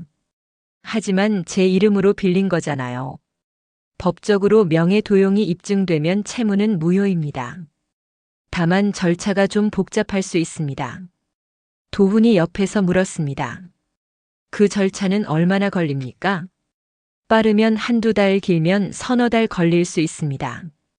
금융기관마다 처리 방식이 다르거든요. 형사님은 세 번째 서류를 펼쳤습니다. 그리고 이건 서미래 씨의 금융기록입니다. 서미래 씨는 3년 전부터 불법 사금융의 빚을 지고 있었습니다. 얼마나요? 처음에는 2천만 원 정도였는데 이자가 계속 불어나서 지금은 5천만 원이 넘습니다. 나는 충격을 받았습니다. 미래가 그렇게 큰 빚을 지고 있었다니. 그래서 은정 씨 명의로 대출을 받아서 자기 빚을 갚으려고 한 겁니다. 하지만 빌린 돈으로는 부족했고 결국 박정숙 씨 통장까지 손을 댄 거죠. 시어머니가 분노한 목소리로 말했습니다. 그럼 내 1,200만 원은 어디 갔어요? 서미래 씨 채권자들에게 갔습니다. 추적해보니 출금 당일 바로 송금됐습니다. 돌려받을 수 있어요? 최선을 다하겠지만 쉽지 않을 겁니다. 서미래 씨에게 재산이 없거든요. 시어머니는 고개를 떨구셨습니다. 형사님이 계속 설명했습니다. 그리고 김은정 씨 통장에 입금됐던 200만 원도 확인했습니다. 그건 어디서 온 돈이에요? 서미래 씨가 또 다른 대부업체에서 빌린 돈입니다. 은정 씨 명의로요. 그럼 그것도 제 빚이 된 건가요? 명의상으로는 그렇습니다. 하지만 이것도 명예도용으로 처리됩니다. 나는 머리가 지끈거렸습니다. 내가 모르는 사이에 내 이름으로 돈이 빌려지고 그 돈이 다른 사람 빚을 갚는 데 쓰였다니. 형사님, 그럼 서미래는 지금 어디 있어요? 아직 소재 파악 중입니다. 집에는 없었고 휴대폰도 꺼져 있습니다. 도망간 건가요? 가능성이 높습니다. 하지만 곧 찾을 겁니다. 도훈이 물었습니다. 찾으면 어떻게 되나요? 사기 및 명예도용 혐의로 구속됩니다. 형량은 보통 2, 3년 정도 나옵니다. 형사님은 우리를 돌아보며 말했습니다. 일단 오늘은 여기까지 설명드리겠습니다. 서미래 씨 검거되는 대로 연락드리겠습니다. 네, 감사합니다. 우리는 경찰서를 나왔습니다. 주차장으로 걸어가는 동안 아무도 말이 없었습니다. 차에 타고 나서 시어머니가 한숨을 쉬셨습니다. 은정아, 정말 미안했다. 괜찮아요, 어머니. 아니야. 내가 너를 그렇게 의심하고 경찰까지 부르고. 시어머니의 목소리가 떨렸습니다. 어머니, 저도 솔직히 말씀드릴 게 있어요. 나는 용기를 내어 말했습니다. 사실 저 공방 빚이 있어요. 빚? 네, 7억 정도요. 차 안이 순간 조용해졌습니다. 도훈이 운전하던 손을 멈추고 나를 돌아봤습니다. 7억이라고? 미안해요. 그동안 숨겼어요. 나는 눈물이 났지만 꾹 참으며 말을 이어갔습니다. 공방이 망하면서 생긴 빚이에요. 임대료, 재료비, 직원 월급. 다 대출로 버텼는데 결국 못 갚게 됐어요. 시어머니가 내 손을 잡았습니다. 왜 진작 말하지 않았어?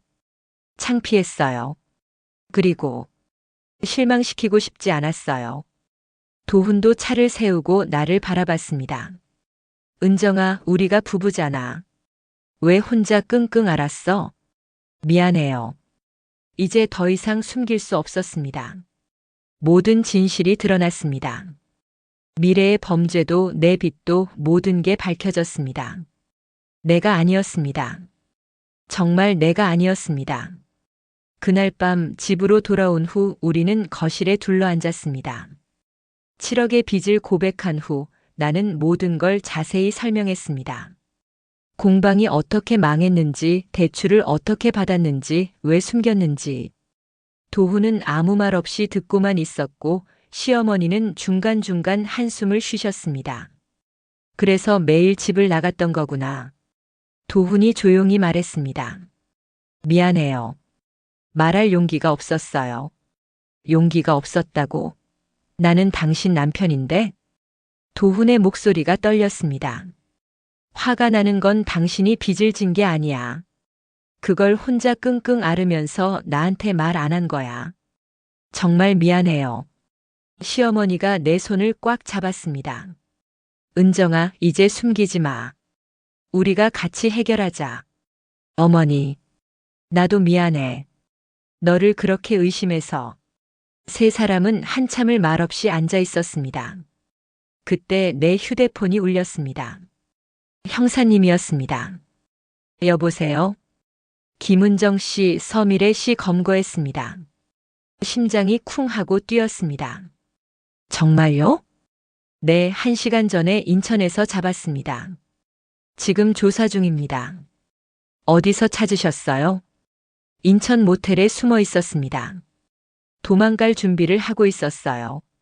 나는 도훈과 시어머니를 바라봤습니다. 두 사람도 긴장한 표정으로 나를 쳐다봤습니다. 형사님, 미래가 뭐라고 했어요? 처음에는 부인했습니다. 하지만 증거를 보여주니 결국 자백했습니다. 자백했다고요? 네, 모든 걸 인정했습니다. 박정숙 씨 통장에서 돈 뺀 것, 김은정 씨 명의로 대출받은 것 전부요. 나는 숨을 크게 들이마셨습니다. 그럼 이제 어떻게 되나요?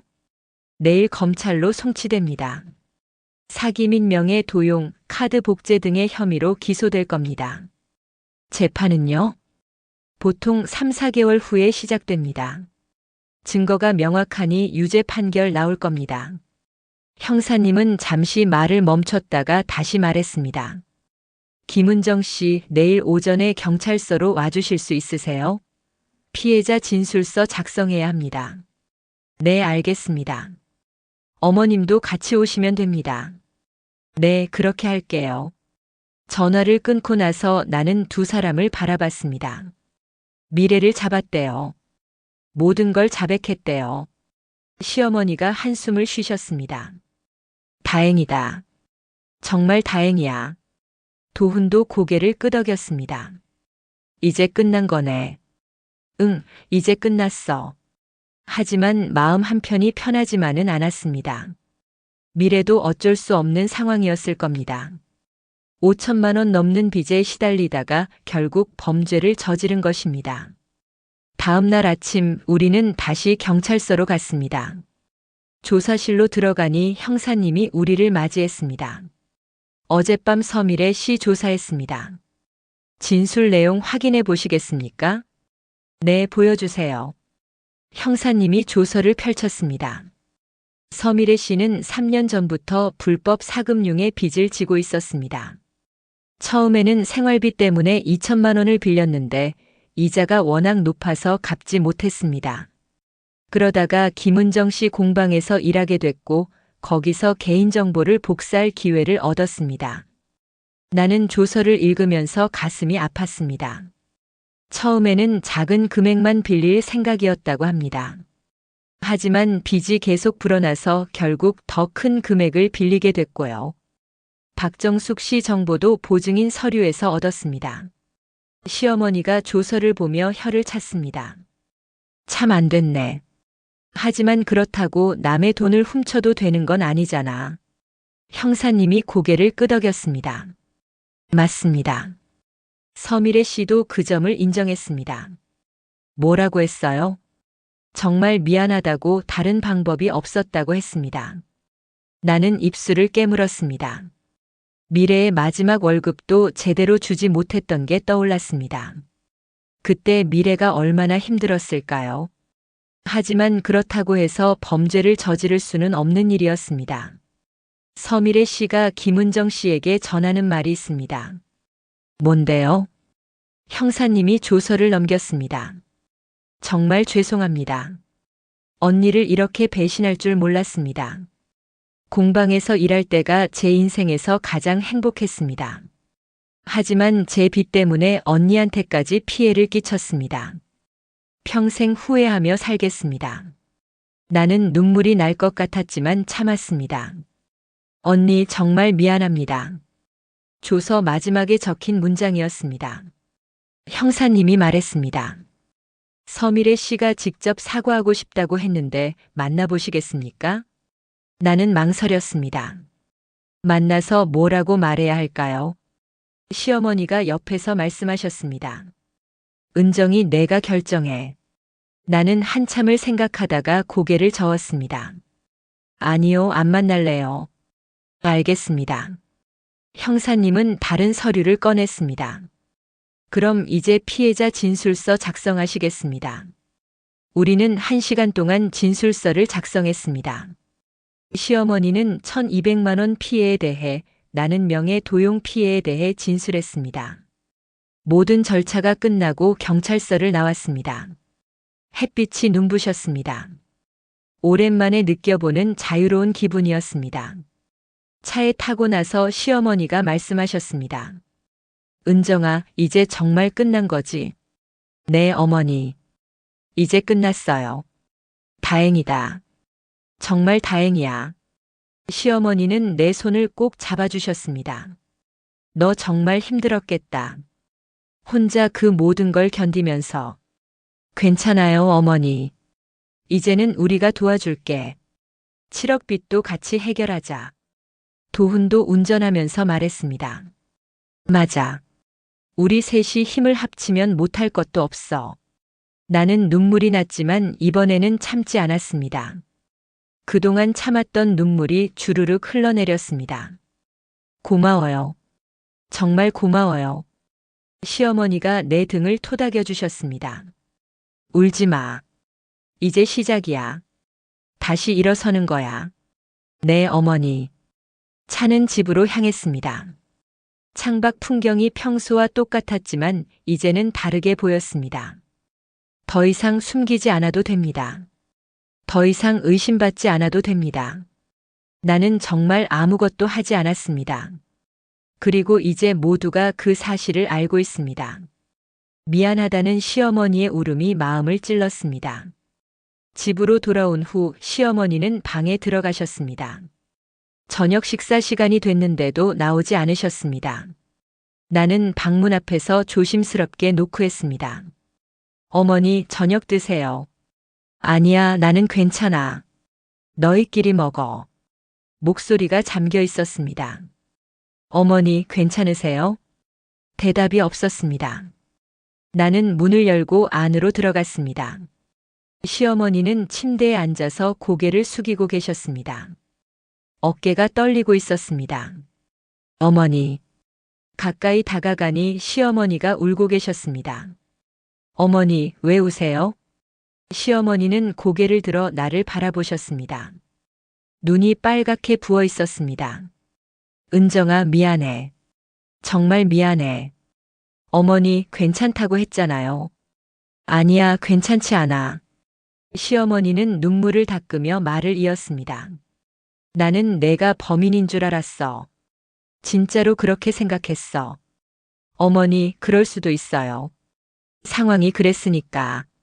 아니야. 며느리를 그렇게 의심하면 안 되는 거였어. 시어머니의 목소리가 떨렸습니다. 너는 10년 넘게 우리 집에서 살았잖아. 한 번도 나쁜 짓 한 적 없는 애인데. 그런데 나는 통장에서 돈 빠졌다고 너를 범인으로 몰았어. 경찰서까지 데려가고 의심하고 감시하고. 시어머니는 얼굴을 손으로 가리며 울었습니다. 나는 시어머니 옆에 앉았습니다. 어머니, 정말 괜찮아요. 저도 이해해요. 무슨 이해야? 나는 며느리한테 씻을 수 없는 상처를 줬어. 아니에요, 어머니. 맞아. 너는 얼마나 억울했겠니? 아무것도 안 했는데 도둑 취급당하고.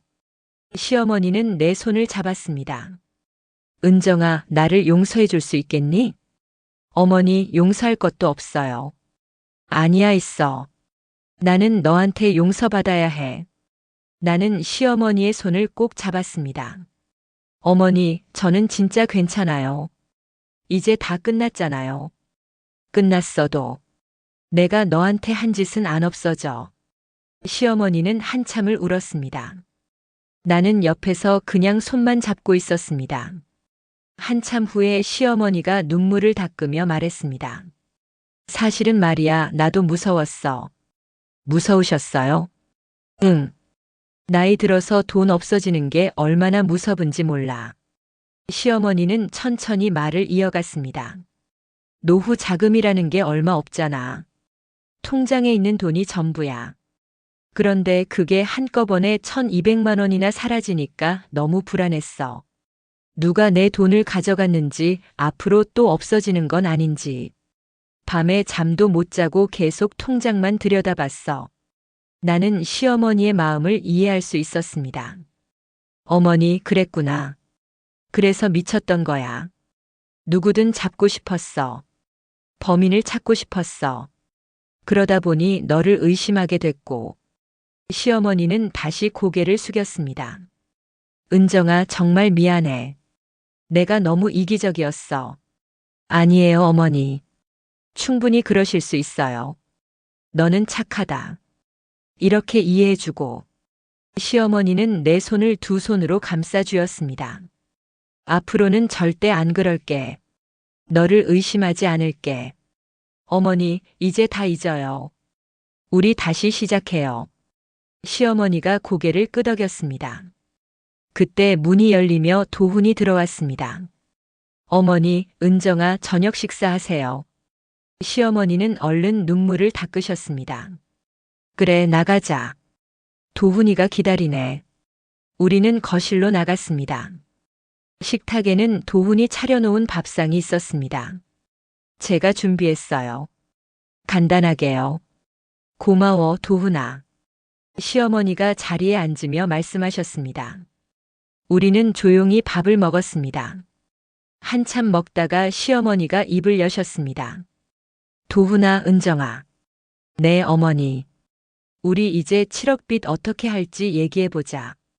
도훈이 숟가락을 내려놓았습니다. 네, 그래야죠.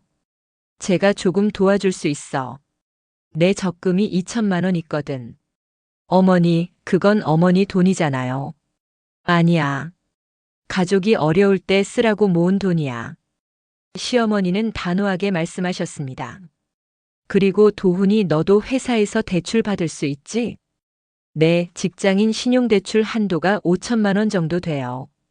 그럼 그것도 받고 나머지는 채무 조정 받으면 돼. 나는 두 사람을 번갈아 보았습니다. 정말 괜찮아요? 시어머니가 내 손을 잡았습니다. 괜찮고 말고. 우리가 가족이잖아. 도훈도 고개를 끄덕였습니다. 맞아. 같이 해결하자. 10년이 걸려도 갚으면 돼. 나는 눈물이 났습니다. 고마워요. 정말 고마워요. 울지 마. 이제 시작이야. 시어머니가 내 등을 토닥여 주셨습니다. 그리고 은정아, 너도 다시 일 시작해야지. 일이요? 응. 공방은 힘들어도 다른 일 할 수 있잖아. 그렇긴 한데. 자신감 가져. 너는 손재주도 좋고 성실하잖아. 도훈이 거들었습니다. 그래, 은정아. 우리가 도와줄게.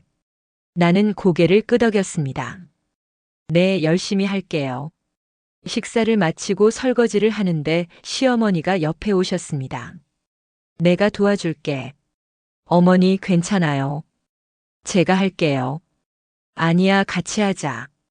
앞으로는 다 같이 하는 거야. 시어머니는 행주를 들고 그릇을 닦기 시작했습니다. 우리는 나란히 서서 설거지를 했습니다. 창밖으로 저녁 해가 지고 있었습니다. 긴 하루였습니다. 힘들었지만 이제는 가족이 함께라는 게 느껴졌습니다. 더 이상 혼자가 아니었습니다. 시어머니의 죄책감도 내 비밀도 모든 게 풀렸습니다. 이제는 앞으로 나아갈 시간이었습니다. 이제는 숨기지 않기로 했습니다. 다음 날 아침 도훈이 회사 출근 전에 우리를 거실로 불렀습니다. 어머니, 은정아, 잠깐 앉아요. 우리는 소파에 앉았습니다. 도훈은 노트북을 열고 뭔가를 보여줬습니다. 어젯밤에 채무 조정에 대해서 알아봤어요. 화면에는 금융복지상담센터 홈페이지가 떠 있었습니다. 여기서 무료 상담을 받을 수 있대요. 채무 조정, 파산, 개인 회생 같은 거요. 개인 회생이 뭔데? 시어머니가 물으셨습니다. 빚을 일부 탕감받고 나머지를 분할 상환하는 제도예요. 도훈이 설명했습니다. 7억이면 절반 정도까지 줄일 수 있대요. 그러면 3억 5천 정도? 나는 숨을 들이마셨습니다. 정말요? 네, 하지만 조건이 있어요. 안정적인 수입이 있어야 해요. 그럼 제가 일을 해야겠네요. 맞아요. 그래서 은정 씨가 취업하는 게 중요해요. 도훈은 다른 화면을 보여줬습니다. 그리고 제 직장 대출이 최대 5천만 원까지 가능해요. 금리도 연 4%로 낮아요. 그 돈으로 급한 채권자들부터 막고 나머지는 개인 회생으로 처리하면. 도훈이 계산기를 두드렸습니다. 한 달에 200만 원씩 5년 동안 갚으면 될 것 같아요. 200만 원. 내가 중얼거렸습니다. 제 월급이 400만 원이고 은정 씨가 200만 원 정도 벌면 가능해요. 시어머니가 끼어드셨습니다. 나도 돕겠어. 내 연금이 한 달에 50만 원 나오거든. 어머니, 그건 어머니 생활비잖아요. 괜찮아. 나는 많이 안 써. 그리고 이 집도 4명이니까 걱정 마. 시어머니는 단호하게 말씀하셨습니다. 우리 셋이 힘을 합치면 충분히 할 수 있어. 나는 눈물이 날 것 같았습니다. 정말. 괜찮으세요? 제 빚인데. 도훈이 내 손을 잡았습니다. 은정아, 이제 내 빚이 아니야. 우리 가족의 빚이야. 도훈아, 우리가 결혼할 때 뭐라고 했어? 기쁠 때나 슬플 때나 함께 하자고. 지금이 바로 그 슬플 때잖아. 같이 극복하는 거야. 시어머니도 내 다른 손을 잡았습니다. 은정아, 너는 우리 가족이야. 절대 혼자 두지 않을 거야. 나는 참았던 눈물을 흘렸습니다. 고마워요. 정말 고마워요. 울지 마. 이제 계획 세우자. 도훈이 노트북을 가리켰습니다. 일단 오늘 제가 회사 대출 신청할게요. 그리고 은정 씨는 금융복지상담센터에 예약하세요. 빠를수록 좋아요. 네, 그렇게 할게요. 어머니는 혹시 아는 일자리 있으면 알려주세요. 은정이 취업에 도움이 될 만한 거요. 시어머니가 고개를 끄덕이셨습니다. 교회에 아는 사람들한테 물어볼게. 혹시 일자리 있나? 감사합니다, 어머니. 도훈이 시계를 봤습니다. 제가 이제 출근해야 해서요. 오늘 저녁에 다시 얘기해요. 응, 조심히 다녀와. 도훈은 출근했고 나와 시어머니만 남았습니다. 시어머니가 차를 끓여주셨습니다. 은정아, 차 마셔. 네, 고마워요. 우리는 식탁에 마주 앉았습니다. 시어머니가 먼저 입을 여셨습니다. 너 공방할 때 정말 행복해 보였어. 네, 그때는 정말 좋았어요. 다시 하고 싶지 않니? 하고 싶긴 한데. 이제 무서워요. 시어머니가 내 손을 잡았습니다. 무서운 거 당연해. 한 번 실패했으니까. 하지만 그렇다고 포기하면 안 돼. 너는 재능이 있어. 재능이 있어도 돈이 없으면. 지금 당장은 아니야. 하지만 언젠가는 다시 도전해봐. 시어머니의 눈빛이 따뜻했습니다. 일단 지금은 빚부터 갚고 자신감부터 회복하자. 그리고 준비되면 그때 다시 시작하는 거야. 어머니, 나는 믿어. 너는 다시 일어설 수 있어. 나는 고개를 끄덕였습니다. 점심 먹고 나서 나는 금융복지상담센터에 전화했습니다. 안녕하세요. 채무 상담 받고 싶은데요. 네, 성함이 어떻게 되시나요? 김은정입니다. 채무 규모가 어느 정도 되시나요? 7억 정도요. 상담사가 잠시 침묵했습니다. 네, 알겠습니다. 개인 회생 상담이 필요하실 것 같네요. 이번 주 금요일 오전 10시에 오실 수 있으세요? 네, 가능합니다. 그럼 예약해 드릴게요. 오실 때 소득증명서, 채무내역서 준비해 주세요. 네, 알겠습니다. 전화를 끊고 나서 나는 한숨을 쉬었습니다. 드디어 첫걸음을 떼는 것 같았습니다. 오후에 시어머니가 교회 친구들에게 전화하시는 소리가 들렸습니다. 응, 우리 며느리가 일자리 찾고 있는데. 혹시 아는 데 있어? 수공예. 응, 손재주 좋아. 10년 넘게 했어. 정말? 거기 사람 뽑는다고. 고마워, 내가 연락할게. 시어머니는 전화를 끊고 나를 불렀습니다. 은정아, 일자리 하나 알아봤어. 정말요? 응, 문화센터에서 공예 강사 구한대. 시간제로. 시간제요? 주 3일 하루 4시간. 한 달에 120만 원 정도 된대. 많지는 않지만 시작하기엔 괜찮지 않아? 나는 고개를 끄덕였습니다. 네, 감사해요, 어머니. 내일 거기 가서 면접 보래. 내가 원장님한테 얘기해뒀어. 네, 꼭 갈게요. 저녁에 도훈이 퇴근했습니다. 회사 대출 신청했어요. 일주일 안에 나온대요. 그래? 다행이다. 그리고 은정이는 금융복지상담센터 예약했고 어머니는 일자리 알아보셨고 도훈이 웃으며 말했습니다. 우리 정말 잘하고 있는 거 맞죠? 시어머니가 고개를 끄덕이셨습니다. 맞아. 이렇게 하나씩 해나가는 거지. 나는 두 사람을 바라보며 미소를 지었습니다. 처음으로 미래가 보이는 것 같았습니다. 어둡지만은 않은 미래가. 그날 밤 침대에 누워서 도훈에게 말했습니다. 여보, 정말 고마워. 뭐가? 이렇게 날 믿어줘서. 날 버리지 않아서. 도훈이 내 손을 잡았습니다. 은정아, 나는 당신하고 결혼한 거야. 당신 인생 전부를 받아들인 거라고. 빚도 실패도 상처도 다 포함해서.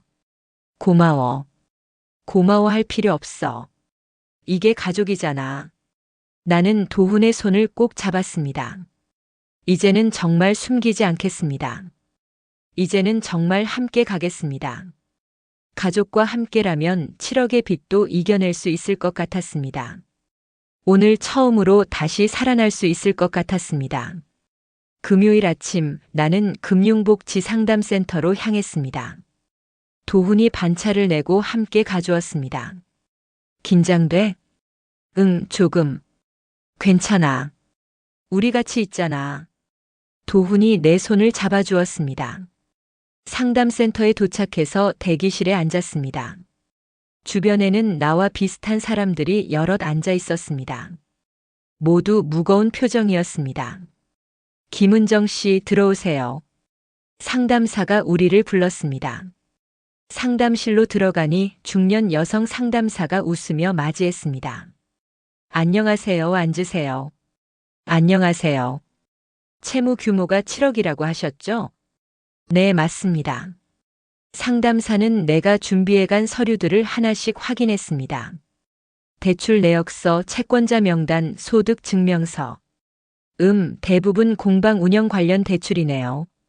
네, 임대료하고 재료비 때문에. 사업 실패로 인한 채무군요. 이런 경우 개인 회생 신청이 가능합니다. 상담사가 설명을 시작했습니다. 개인회생 제도는 채무의 일부를 탕감받고 나머지를 5년간 분할 상환하는 겁니다. 얼마나 줄어들까요?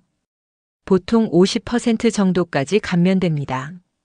7억이면 3억 5천만 원 정도로 줄어들 수 있어요. 3억 5천. 여전히 큰 돈이었지만 7억보다는 훨씬 나았습니다. 5년 동안 매달 580만 원씩 갚으면 됩니다. 580만 원. 도훈이 옆에서 물었습니다. 그 정도면 가능할 것 같은데요. 제 월급하고 아내 수입 합치면 남편분 소득이 어느 정도 되시나요? 세후 400만 원입니다. 그리고 김은정 씨는 현재 무직이시죠? 네, 하지만 다음 주부터 일 시작합니다. 문화센터 강사요. 시간제 근무시면 소득이 얼마나 되나요? 한 달에 120만 원 정도요. 상담사가 계산기를 두드렸습니다. 남편분 400만 원, 부인 120만 원 합쳐서 520만 원이네요. 생활비 빼면 580만 원 상환은 좀 빠듯할 것 같은데요. 도훈이 말했습니다. 저희가 부모님과 같이 살아서 생활비가 많이 안 들어요. 그리고 아내가 추가로 일을 더 구할 계획입니다. 그렇다면 가능하겠네요. 상담사가 고개를 끄덕였습니다. 일단 개인회생 신청서를 작성하시고 법원에 제출하면 됩니다. 얼마나 걸려요? 심사에 3, 4개월 정도 걸립니다. 인가 결정 나면 그때부터 상환 시작하고요. 그 전까지는요? 일단 채권자들한테 개인회생 신청 중이라고 통보하면 독촉이 멈춥니다. 나는 안도의 한숨을 쉬었습니다. 독촉이 멈춘다니 그것만으로도 숨통이 트이는 것 같았습니다. 그리고 한 가지 더 말씀드릴 게 있어요. 상담사가 진지한 표우로 말했습니다. 명의 도용권은 어떻게 되셨나요? 아, 그건 경찰에서 처리 중이에요. 범인도 잡혔고요. 그럼 명의 도용으로 받은 대출은 채무에서 빠집니다. 정말요? 네, 3,500만 원이라고 하셨죠? 그건 제외하면 실제 채무는 6억 5천만 원이네요. 6억 5천. 계산이 조금씩 달라지기 시작했습니다. 그럼 감면 후에는 3억 2,500만 원 정도 되겠네요. 매달 540만 원씩 5년간 상환하면 됩니다. 조금 더 가능해 보였습니다. 상담을 마치고 센터를 나왔습니다. 도훈이 내 어깨를 감싸 안았습니다. 이제 좀 길이 보이지? 응, 조금씩. 우리 할 수 있어. 천천히 하나씩 해나가자. 고마워, 여보. 다음 주 월요일 나는 문화센터 면접을 받습니다. 원장님은 시어머니의 교회 친구였습니다. 은정 씨 공방 10년 하셨다고요? 네, 수공예 전문으로요. 어떤 걸 가르칠 수 있으세요? 마크라메, 도자기, 가죽공예, 비즈공예 다 할 수 있어요. 원장님이 만족스러운 표정을 지었습니다. 좋아요. 수요일 저녁 반하고 토요일 오전 반 맡아주시겠어요? 네, 감사합니다. 다음 주 수요일부터 시작하시면 돼요. 첫 일자리를 구했습니다. 비록 시간제였지만 새로운 시작이었습니다. 그날 저녁 집에 돌아와서 가족들에게 말했습니다. 취직했어요. 시어머니가 기뻐하셨습니다. 정말? 잘 됐다. 다음 주 수요일부터 출근해요. 도훈도 웃으며 말했습니다. 축하해, 은정아. 고마워요. 그리고 오늘 회사 대출도 나왔어요. 정말? 얼마나? 5천만 원. 내일 입금된대요. 잘 됐다. 그럼 급한 채권자들부터 정리하자. 나는 고개를 끄덕였습니다. 그날 밤 나는 오랜만에 편하게 잠들었습니다. 더 이상 독촉 전화가 오지 않을 거라는 안도감이 들었습니다. 개인회생 신청 중이라고 통보하자 채권자들의 연락이 뚝 끊겼습니다. 일주일 후 첫 수업 날이었습니다. 문화센터 강의실에 들어서니 수강생 10명이 앉아 있었습니다. 대부분 40, 50대 주부들이었습니다. 안녕하세요. 오늘부터 수공예 수업을 맡게 된 김은정입니다. 수강생들이 박수를 쳤습니다. 오늘은 마크라메 기초부터 시작하겠습니다. 나는 시범을 보이며 천천히 설명했습니다. 오랜만에 하는 일이었지만 손은 기억하고 있었습니다. 수강생들이 하나둘 따라하기 시작했습니다. 선생님, 이렇게 하는 거 맞나요? 네, 잘하셨어요. 조금만 더 조이시면 돼요. 수업이 끝나고 한 수강생이 다가왔습니다. 선생님, 설명 너무 쉬워요. 다음 주도 기대할게요. 감사합니다. 문화센터를 나서는데 가슴이 뿌듯했습니다. 작은 시작이었지만 다시 일을 한다는 게 이렇게 좋은 줄 몰랐습니다. 저녁에 집에 돌아와서 시어머니께 말씀드렸습니다. 어머니, 첫 수업 잘 끝냈어요. 그래? 힘들지 않았어? 아니요, 오히려 재밌었어요. 다행이다. 얼굴이 밝아졌네. 시어머니가 미소 지으셨습니다. 한 달이 지났습니다. 개인회생 신청서를 법원에 제출했고 심사가 시작됐습니다. 나는 문화센터 강의를 계속하면서 온라인으로 공예품도 팔기 시작했습니다. 작은 수입이었지만 한 달에 50만 원 정도 더 벌 수 있었습니다.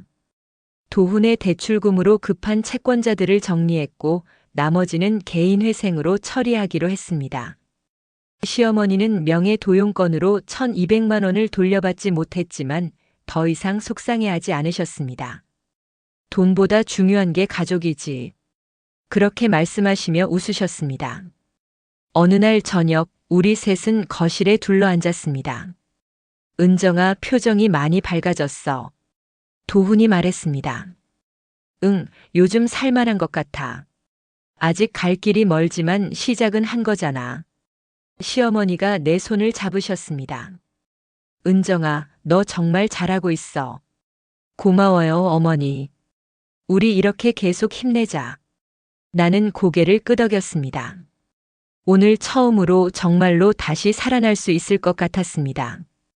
가족과 함께라면 어떤 빚도 어떤 상처도 다시 일어설 수 있습니다. 석 달이 지났습니다. 법원에서 개인회생인가 결정이 났습니다. 7억의 빚은 명예도용권을 제외하고 3억 2,500만 원으로 줄어들었습니다. 앞으로 5년 동안 매달 540만 원씩 갚으면 됩니다. 여전히 큰 금액이지만 혼자가 아니라는 게 중요했습니다. 그날 아침 나는 문화센터로 출근하기 전에 거실에 섰습니다. 시어머니가 아침 준비를 하고 계셨고 도훈은 넥타이를 매고 있었습니다. 다녀올게요. 조심히 다녀와. 시어머니가 웃으며 손을 흔드셨습니다. 도훈도 현관까지 따라 나왔습니다. 오늘 수업 몇 시에 끝나? 3시요. 그럼 집 오는 길에 장 좀 봐줄래? 오늘 저녁에 내가 요리할게. 그래, 알았어. 도훈이 내 뺨에 가볍게 키스했습니다. 사랑해. 나도 사랑해. 문화센터로 가는 길 햇빛이 따뜻했습니다. 봄이 오고 있었습니다. 강의실에 들어서니 수강생들이 반갑게 맞아줬습니다. 선생님 안녕하세요. 네, 안녕하세요. 오늘은 비즈 공예 수업이었습니다. 수강생들이 하나씩 완성품을 들고 자랑했습니다. 선생님, 이거 제가 만든 거예요. 딸한테 줄 거예요. 예쁘네요. 딸이 좋아하겠어요. 선생님 덕분에 취미가 생겼어요. 요즘 너무 행복해요. 수강생의 말에 나도 웃음이 났습니다. 나도 요즘 행복합니다. 수업을 마치고 집으로 돌아오는 길에 마트에 들렀습니다. 장바구니를 들고 재료를 고르는데 누군가 내 이름을 불렀습니다. 은정 씨? 돌아보니 예전 공방 직원이었던 수진이 서 있었습니다. 수진아, 오랜만이다. 언니, 정말 오랜만이에요. 어떻게 지냈어요? 응, 잘 지냈어. 너는? 저는 다른 공방으로 옮겨서 일하고 있어요. 수진은 밝게 웃었습니다. 언니, 미래 소식 들었어요? 응, 들었어. 충격이었어요. 그 친구가 그럴 줄 몰랐어요. 나도 몰랐어. 언니는 괜찮으세요? 피해 많이 입으셨죠? 응, 좀 있었어. 하지만 이제 괜찮아. 수진이 내 손을 잡았습니다. 언니, 정말 다행이에요. 걱정 많이 했어요. 고마워, 수진아. 언니, 나중에 다시 공방하실 생각 없으세요? 글쎄, 아직은 잘 모르겠어. 하시면 저 꼭 불러주세요. 언니랑 일하는 게 제일 좋았거든요. 수진의 말에 가슴이 뭉클했습니다. 그래, 그때 되면 꼭 연락할게. 약속이에요. 수진과 헤어지고 집으로 돌아왔습니다. 시어머니가 거실에서 뜨개질을 하고 계셨습니다. 어머니, 다녀왔어요. 응, 수업 어땠어? 좋았어요. 수강생들이 다들 열심히 하세요. 잘 됐네. 은정이 내가 가르치는 거 잘하니까. 나는 부엌에 장본 물건을 정리했습니다. 시어머니가 따라 들어오셨습니다. 은정아, 너 요즘 표정 정말 좋아졌다. 그래요? 응, 예전보다 훨씬 밝아. 웃는 얼굴도 많아지고. 시어머니가 내 어깨를 토닥였습니다. 힘든 일 많았는데도 이렇게 잘 이겨내줘서 고마워. 어머니, 우리 가족이 이렇게 단단해진 것도 다 너 덕분이야. 무슨 말씀을? 어머니랑 도훈이가 있었으니까 가능했죠. 그래, 우리 셋이 힘을 합쳤으니까. 시어머니가 미소 지으셨습니다. 저녁 무렵 도훈이 퇴근했습니다. 다녀왔습니다. 어서 와. 오늘 요리한다며? 맞아, 내가 오늘은 특별 요리 해줄게. 도훈은 부엌으로 들어가서 앞치마를 두르고 요리를 시작했습니다. 나와 시어머니는 식탁에 앉아서 구경했습니다. 도훈아, 뭐 만드는 거야? 비밀이에요. 기다려보세요. 1시간 후 도훈이 음식을 차려냈습니다. 스테이크와 샐러드 그리고 스프였습니다.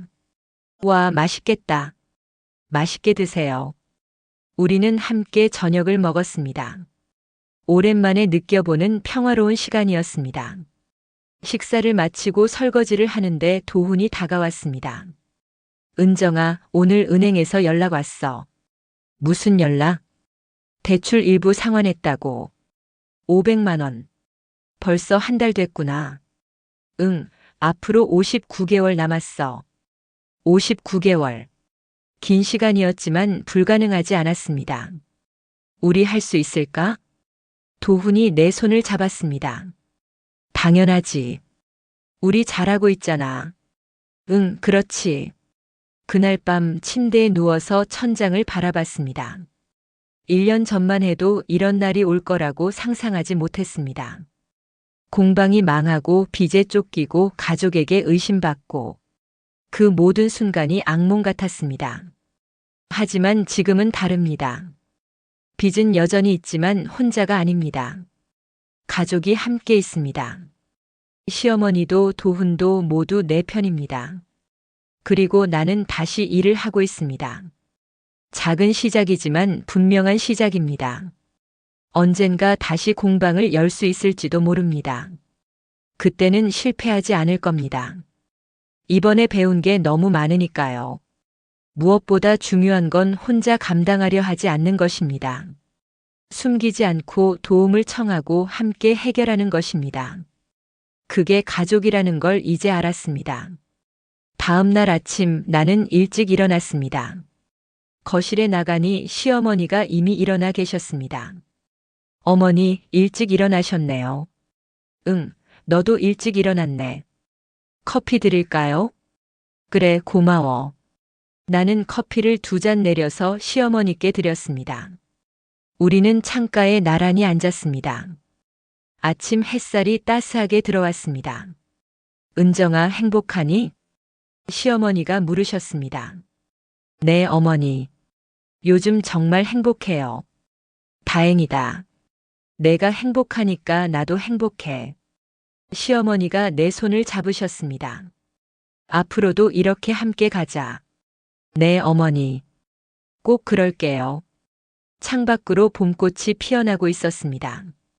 긴 겨울이 지나고 드디어 봄이 왔습니다. 우리 가족에게도 봄이 왔습니다.